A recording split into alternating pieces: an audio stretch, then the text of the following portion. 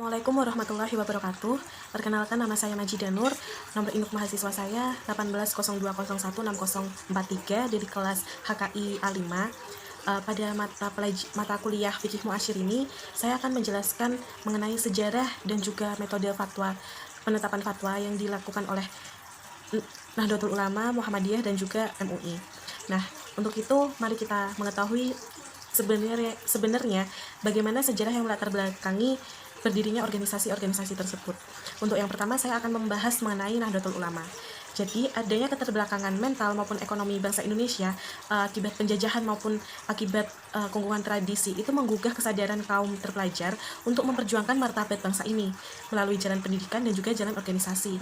Nah, gerakan yang muncul pada tahun 1908 itu dikenal dengan kebangkitan nasional. Kemudian semangat kebangkitan ini terus menyebar kemana-mana. Setelah itu rakyat pribumi juga semakin sadar terhadap penderitaan dan juga penjajahan serta ketertinggalannya selama ini yang telah dialami. Kemudian muncullah pada saat itu ketika Raja Ibnu Saud hendak menerapkan asas tunggal yakni mazhab Wahabi di Mekah, itu serta beliau menghendaki untuk menghancurkan semua peninggalan sejarah Islam maupun pra-Islam yang selama ini kita anggap sebagai bid'ah. Itu gagasan kaum Wahabi ini mendapat sambutan hangat dari kaum modernis di Indonesia. Namun terdapat suatu tentangan yang tidak menyepakati akan hal itu, yaitu dari kalangan pesantren. Nah, pada saat itu kalangan pesantren, santri-santri itu membela akan adanya keberagaman. Jadi mereka menolak pembatasan untuk bermadzhab dan juga adanya penghancuran warisan-warisan itu. Nah, dari sikapnya yang berbeda itu, kemudian kalangan pesantren dikeluarkan dari Kongres Internasional Islam. Nah, Kongres Islam Internasional atau Muktamar Alam Islami yang berada di Mekah. Kemudian kongres tersebut yang mengesahkan keputusan tersebut. Nah, tetapi karena gigihnya golongan santri tadi untuk menciptakan kebebasan bermadzhab serta pedulinya terhadap pelestarian warisan-warisan peradaban. Nah, kemudian kalangan pesantren itu terpaksa membuat delegasi pribadi, delegasi sendiri yang bernama Komite Hijaz. Nah, komite tersebut diketuai oleh Kiai Haji Wahab Hasbullah. Atas desakan kalangan pesantren yang terhimpun di dalam Komite Hijaz tersebut, itu juga menjadi tantangan dari segala penjuru umat Islam yang ada di dunia. Kemudian Raja Ibnu Saud pada saat itu akhirnya mengurungkan niatnya untuk memakai satu mazhab, dan hasilnya hingga saat ini itu Mekah bebas untuk orang-orang Mekah bebas untuk memiliki mazhab apapun sesuai dengan kehendak mereka masing-masing. Nah, itulah peran internasional kalangan pesantren yang pertama.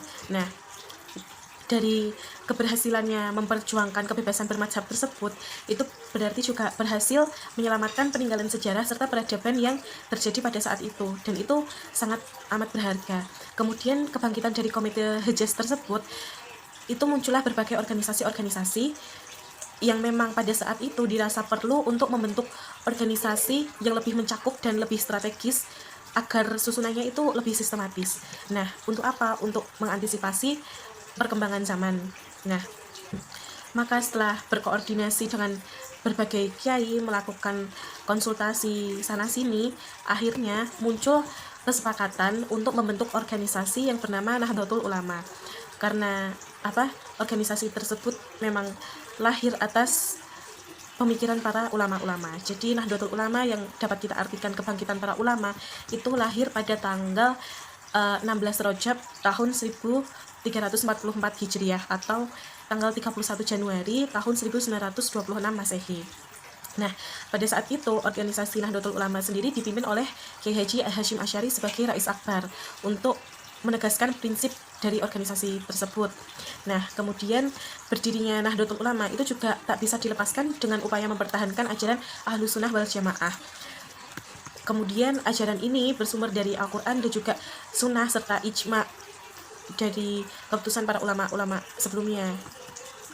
Nah, dalam bidang ini pun Kiai Haji Mustafa Bisri itu membagi dalam 3 substansi. Yang pertama dalam bidang hukum Islam menganut 4 mazhab, kemudian dalam ketauhidan menganut ajaran Abu Hasan Asy'ari dan Iman al-Maturidi, kemudian dalam bidang tasawuf juga berdasarkan Imam Abdul Qasim Al-Junaidi.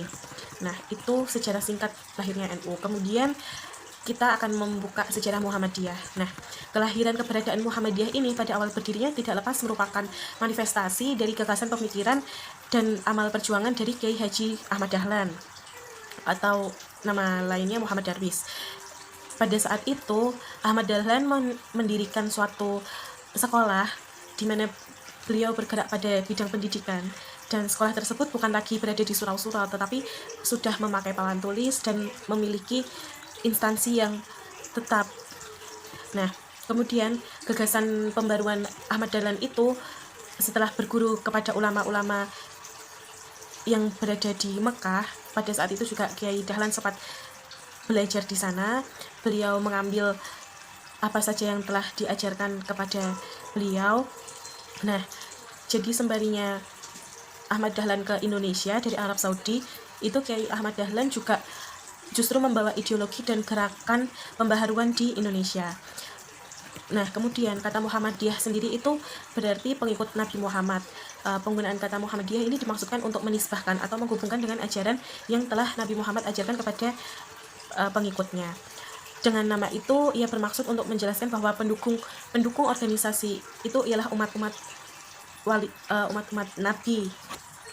Nah, dengan demikian, ajaran Islam yang suci dan benar itu dapat memberi nafas bagi kemajuan umat Islam dan bangsa Indonesia pada umumnya.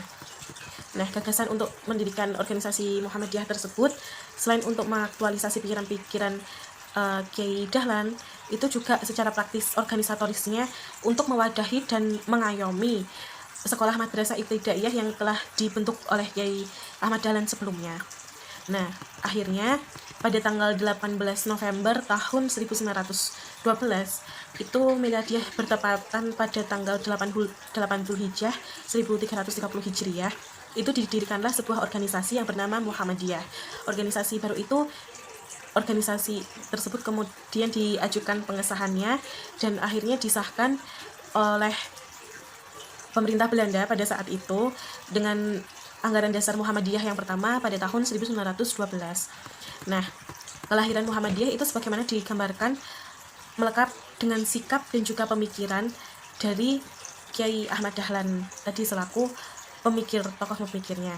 Nah, dan dalam organisasi Muhammadiyah ini juga dikembalikan segalanya kepada Al-Quran dan Sunnah Nabi dengan orientasi tajdid yang membuka pintu ijtihad untuk kemajuan, sehingga memberi karakter yang khas dari kelahiran dan perkembangannya organisasi ini. Nah, kemudian untuk yang bahasan ketiga, saya akan coba membahas mengenai MUI atau Majelis Ulama Indonesia.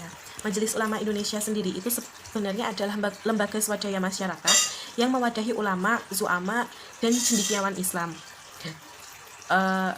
MUI sendiri itu berdiri pada tanggal 7 Rajab 1395 Hijriah bertepatan pada tanggal 26 Juli 1975 di Jakarta, Indonesia.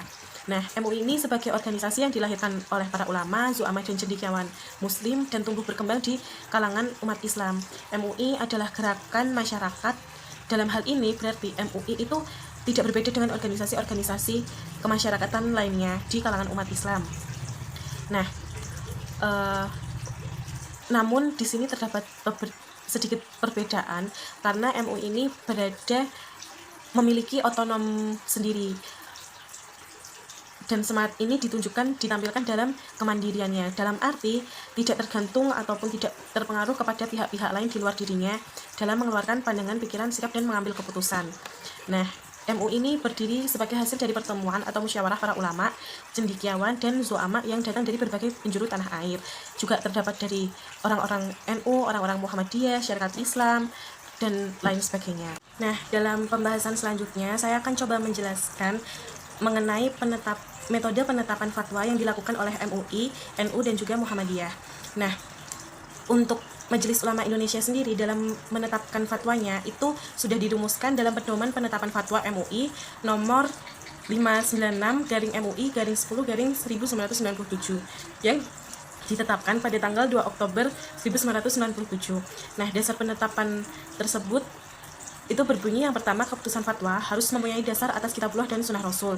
Yang kedua, jika tidak terdapat dalam kitabullah dan sunnah rasul, maka penetapan fatwa itu tidak bertentangan dengan ijma', qiyas, dan muktabar dan dalil-dalil hukum lainnya seperti ihtisan, maslahah mursalah, dan lain sebagainya. Nah, kemudian yang ketiga itu sebelum mengambil keputusan hendaklah ditinjau dari pendapat ulama Islam terdahulu. Nah, yang keempat, pandangan tenaga ahli dalam bidang masalah yang akan diambil keputusan fatwanya itu haruslah dipertimbangkan. Nah, dasar penetapan fatwa atau disebut dengan istimbat hukum yang digunakan oleh MUI itu tidak jauh berbeda dengan metode istimbat hukum yang digunakan oleh para ulama salaf. Sikap akomodatif yang digunakan dalam penetapan oleh MUI itu perlu memikirkan kemaslahatan umat juga dalam menetapkan suatu fatwa tersebut. Kemudian saya akan mencoba menjelaskan metode penetapan fatwa dalam Muhammadiyah. Sebenarnya dalam Muhammadiyah tersendiri itu sudah terdapat majelis tarjih. Majelis tarjih ini membicarakan tentang metodologi ijtihad tarjih yang dapat dirangkum dalam 4 konsep dasar. Yang pertama itu ada mabadi, yang kedua mabadi khamsah, terus kemudian dijabarkan melalui 16 pokok-pokok manhaj tarjih dan metode ijtihad majelis tajrih, kemudian dilengkapi dengan manhaj pengembangan pemikiran Islam. Nah, untuk organisasi Nahdlatul Ulama sendiri itu memiliki lajnah bahsul masail. Nah, ada 3 prosedur baku dalam metode penetapan hukum oleh lajnah, yaitu yang pertama dengan qauli yang berarti pendapat. Ia berarti sebuah cara penetapan hukum dengan cara merujuk pada kutub mutaba'arah dari para imam mazhab. Konsep ini dibuktikan dengan kenyataannya bahwa hampir seluruh keputusan yang dihasilkan oleh lajnah tersebut pasti mencantumkan pendapat seorang imam mazhab. Nah, kemudian yang kedua itu ada ilhaq yang berarti analogi. Berbeda dengan qiyas yang salah satu unsur asalnya itu al-asl dan dari Al-Quran dan juga Sunnah, ilhaqi itu didefinisikan sebagai proses analogis dengan al-aslnya, itu pendapat dari imam mazhab tersebut. Nah, kemudian yang ketiga itu manhaj yang berarti metodologis. Ia menetapkan hukum dengan mengambil ilat berupa terwujudnya sebuah kemaslahatan pada umat Islam. Nah, untuk yang keempat sendiri yaitu para lajnah itu menetapkan beberapa sikap ideal dalam bermadzhab seperti tawasud, i'tidal atau moderat, terus tasamuh atau toleran, tawazun, adil dan berimbang, dan juga amar ma'ruf nahi munkar atau peka terhadap sosial. Nah, sebenarnya yang dilakukan sebagai lembaga fatwa, majelis tajrih dan juga lajnah bahsul masaid ini dapat dikatakan sebagai lembaga fatwa yang sampai hari ini telah memberikan sumbangsih besar terhadap perkembangan pemikiran hukum Islam yang ada di Indonesia. Meskipun sebagai lembaga fatwa, sama-sama sebagai lembaga fatwa, namun keduanya itu memiliki perbedaan yang sangat mendasar dalam menentukan suatu hukum.